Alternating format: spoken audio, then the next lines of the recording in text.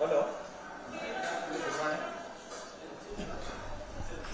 Sister मेरा హైదరాబాద్ లోని chest హాస్పిటల్లో కోవిడ్ ట్రీట్మెంట్ కి సన్నద్ధత ఎలా ఉందో పరిశీలించేందుకు మాక్ డ్రిల్ నిర్వహించారు. కరోనా కేసులు పెరిగిన బాధితులకు సత్వర చికిత్స అందించేందుకు అన్ని రకాల ఏర్పాట్లు చేశామన్నారు సూపరింటెండెంట్ మహబూబ్ ఖాన్. ఆక్సిజన్, వెంటిలేటర్ల కొరత లేకుండా చర్యలు తీసుకున్నామంటున్న సూపరింటెండెంట్ మహబూబ్ ఖాన్ తో మా ప్రతినిధి రాధిక ఫేస్ టు ఫేస్ ఇప్పుడు చూద్దాం.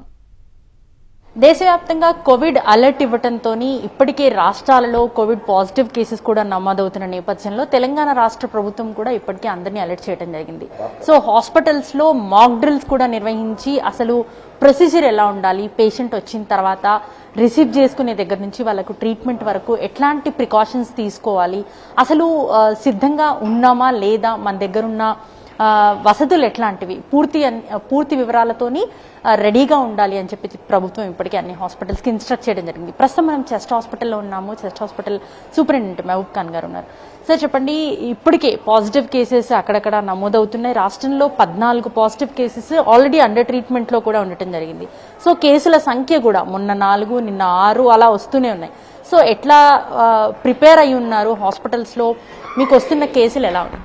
అంటే ప్రస్తుతానికైతే మేము నిన్నటి వరకు 2-3 శాంపిల్స్ పంపించాము. అయితే ఇప్పుడు ఏంటంటే ఇప్పుడు ఎక్కువగా అవుతున్నాయి కాబట్టి ఈ కేసులు అంటే ఈ శాంపిల్స్ కూడా మేము ఇంక్రీజ్ చేస్తున్నాం. ప్రస్తుతానికైతే మా దగ్గర ఒక కేసు కూడా రిపోర్ట్ కాలేదు.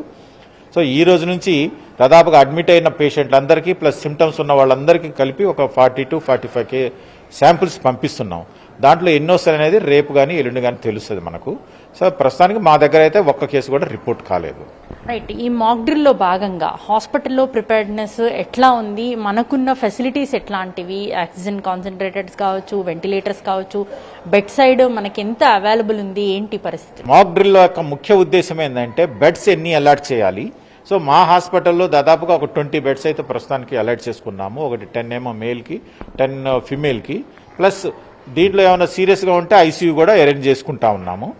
ఇలా బెడ్స్, తర్వాత ఆక్సిజన్లో మా దగ్గర అన్ని రకాల ఆక్సిజన్లు ఉన్నాయి. పిఎస్ఏ ప్లాంట్ ఉంది, ఆక్సిజన్ జనరేట్ చేసేది. తర్వాత దాన్ని ఏమైనా కరెంట్ అయిపోతే మాకు జనరేటర్స్ కూడా ఉన్నాయి. తర్వాత లిక్విడ్ ఆక్సిజన్ ఉంది, 13 KL ట్యాంకర్ ఉంది. తర్వాత సిలిండర్స్ ఉన్నాయి, ఆక్సిజన్ కాన్సన్ట్రేటర్స్ ఉన్నాయి. సో ఇలా అన్ని రకాల అంటే ఒకవేళ కరెంటు పోతే ఈ ఆక్సిజన్ సిలిండర్, బల్క్ సిలిండర్స్ అవి కూడా ఉన్నాయి. సో ఇలా ఆక్సిజన్ గురించి, బెడ్స్ గురించి, ఆక్సిజన్ గురించి, తర్వాత మెడిసిన్స్ గురించి, మెడిసిన్స్ పూర్తిగా అంటే దీనికి ఇవ్వాల్సిన రెమ్డెసివిర్తో సహా యాంటీకోయాగులెంట్స్ కానీ, యాంటీబయాటిక్స్ కానీ, యాంటీ పారాసిటమాల్ కానీ, ఇంకా దానికి తగ్గ మెడిసిన్స్ అన్నీ చూసుకున్నాము. అన్నీ ఉన్నాయి, దాంట్లో ఎలాంటి లోపం లేదు. ఇంకా వేరేగా ఇంకా మానిటర్స్ ఉన్నాయి. కొన్ని హై ఫ్లో ఆక్సిజన్ అని ఉంటాయి. అంటే వెంటిలేటర్కి వెళ్ళబోయే ముందు ఆ హై ఫ్లో ఆక్సిజన్ మిషన్తో మేము ట్రై చేస్తాం. అలాంటివి కూడా ఇన్స్ట్రుమెంట్స్ ఉన్నాయి. అవి పనిచేస్తున్నాయా లేదా అని చూసాము. కొన్ని పనిచేయట్లేదు. నిన్న గౌరవ మంత్రి గారు ఏం చేశారంటే ఈ మీటింగ్లో ఏ ఇన్స్ట్రుమెంట్ పనిచేయట్లేదో అవన్నీ ఐడెంటిఫై చేయండి అని ఐడెంటిఫై చేయడానికి మాక్ డ్రిల్ పెట్టుకున్నాము.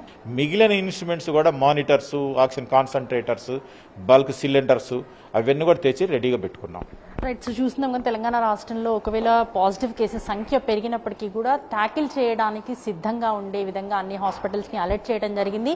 మనం ఒకసారి హాస్పిటల్లో చూస్తే కూడా ప్రతి బెడ్కి కూడా ఆక్సిజన్ అందే విధంగా పైప్ లైన్స్ అన్నీ కూడా మనకు కనిపిస్తూ ఉన్నాయి. సో గవర్నమెంట్ హాస్పిటల్స్, పెద్ద హాస్పిటల్స్తో పాటు జిల్లా హాస్పిటల్స్, ఇట్లాంటి స్పెసిఫిక్గా చెస్ట్ హాస్పిటల్స్ లాంటి హాస్పిటల్స్లో కూడా కొంత కాన్సన్ట్రేషన్ ఎక్కువ చేసి గత వేవ్స్లో కొంత అటాక్ ఎక్కువగా ఉండింది కాబట్టి అప్పటి జాగ్రత్తలు ఎట్లాగూ తీసుకున్నారు. సో దాన్ని కంటిన్యూ చేస్తూ ఇప్పుడు అలర్ట్ గా ఉండాలి అని చెప్పేసి ఇటు ప్రభుత్వం ఇచ్చిన ఇన్స్ట్రక్షన్స్ మేరకు అన్ని హాస్పిటల్స్ కూడా సన్నద్ధంగా ఉన్నాయి.